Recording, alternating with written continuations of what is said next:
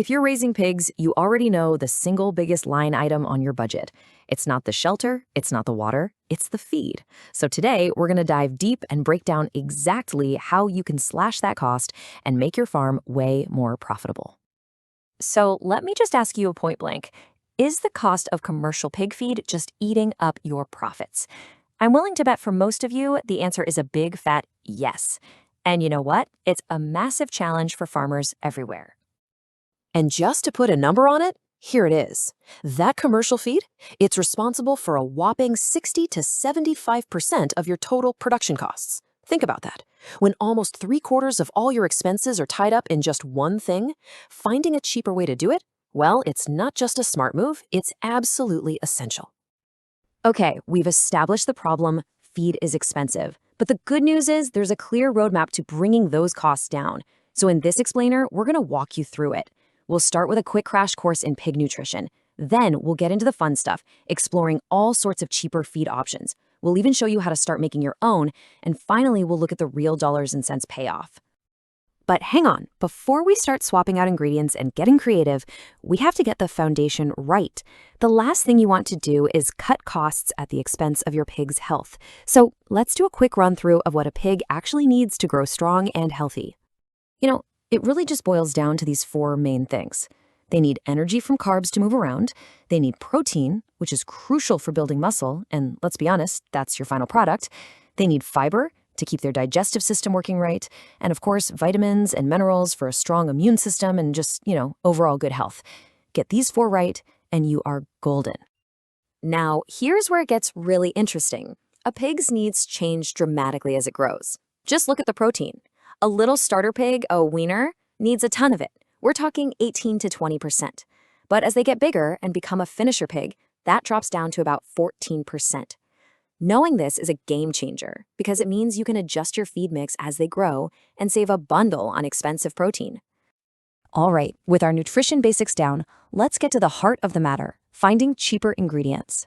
This is where you can really make a dent in your costs by looking beyond those pricey commercial grains. So, the main ingredient in most commercial feeds is usually the energy source, right? Typically corn or maybe wheat. But guess what? There are some fantastic high-energy alternatives out there that you might even have lying around for a tiny fraction of the cost. And check out these options. Cassava can make up almost half the diet, up to 40%. But, and this is critical, it has to be processed to get rid of the naturally occurring cyanide. Sweet potatoes are another amazing energy source, but they've got to be cooked. Each one has a simple rule, but the savings can be just incredible. Okay, so we've got some ideas for our energy source. Now it's time to tackle the real budget buster in that feed bag, protein. Seriously, if you can find a cheap and reliable source of protein, you've pretty much cracked the code to making real money in pig farming. And here are some absolute game changers. Look at maggots and earthworms. We're talking up to 60% protein, and you can farm them yourself on organic waste. That is literally turning garbage into gold. Or even something like duckweed from a local pond. It's a protein machine. These aren't just substitutes, these are amazing resources. Then you've got two more fantastic options, forage and food waste. Forage like alfalfa or mulberry leaves can be packed with protein. And food waste from bakeries or restaurants, often it's totally free. The key, though, is managing the downsides. You got to limit the high-fiber forage so the pigs don't just get full on bulk. And with food waste, you must boil it to kill any potential germs. No exceptions. So, we've got our list of ingredients. Now, the next crucial step is actually combining them into a balanced meal that's safe for your pigs to eat. This is where a little bit of know-how goes a very long way. And please, if you remember one thing, let it be this. A lot of these amazing, cheap ingredients have something called anti-nutrients when they're raw. These are compounds that can actually be harmful or prevent the pig from absorbing the good stuff. So proper processing isn't just a suggestion, it is non-negotiable for the safety of your animals. Luckily, the methods are pretty simple. Cooking or boiling is perfect for things like sweet potatoes. Fermentation, it's a fantastic way to deal with the toxins in cassava while also making it easier to digest. And for stuff like leaves or legumes, just drying and grinding them makes them easy to store and mix into your feed. So let's see what this looks like when you put it all together. Here are a couple of sample recipes. On the left, a grower feed, aiming for about 16% protein. using a mix of cassava, rice bran, and some pigeon peas. Then on the right, a finisher feed that lowers the protein and boosts the energy with things like sweet potatoes and bakery waste. Just think of these as basic templates you can tweak based on what's cheap and available near you.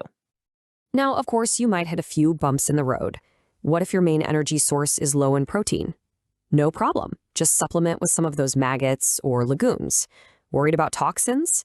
Just cook it or ferment it. Too much fiber? Easy. Just limit how much bran you're using.